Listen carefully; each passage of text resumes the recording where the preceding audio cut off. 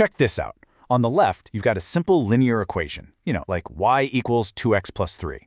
It makes a perfectly straight line, something we're all used to. But look at the right. Just by squaring that x, the whole thing transforms.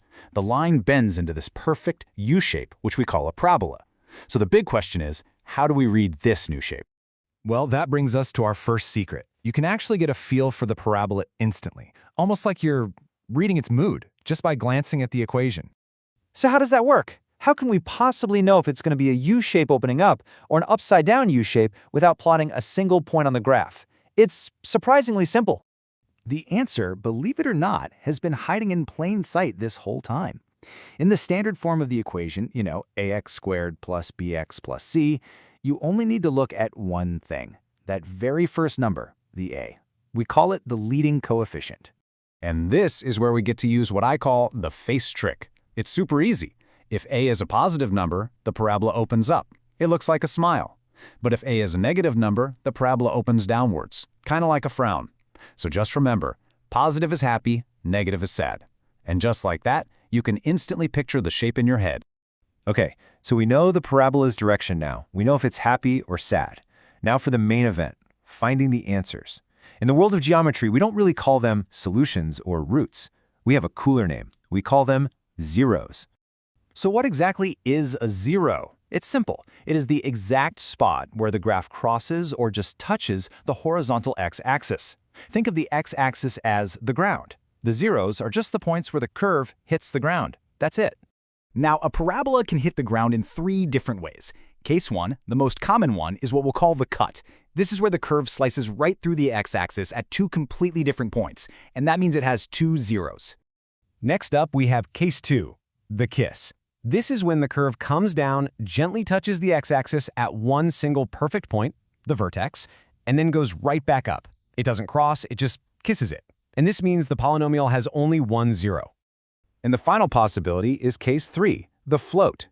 In this case, the parabola either floats entirely above the x-axis or it hangs entirely below it. It never ever touches the ground at all. So, what does this mean? It means it has no real zeros. So let's put it all together. A parabola, which, remember, comes from a degree 2 equation, can cut the ground twice, kiss it once, or float completely, which means it can have at most 2 zeros. That's the rule. It can't have 3. It can't have 4. 2 is the maximum.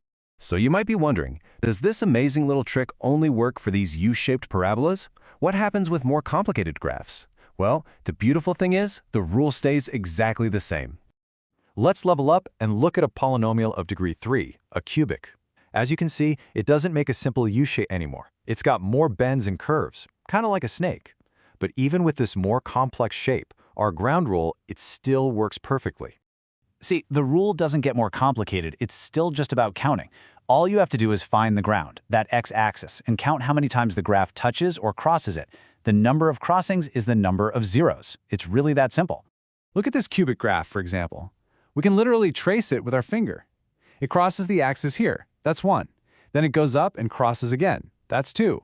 And it comes back down and crosses a final time over here. That's 3. 3 crossings means 3 zeros. See? You're solving it just by looking. All right, you have the tools now, you know how to read the mood of the shapes, and you know how to find the zeros. So, I'm going to pop a couple of graphs on the screen, and now it's your turn to be the detective. Okay, look closely at this first one. Just use the technique we learned. Find the ground and count the number of times the curve hits it. How many zeros does it have?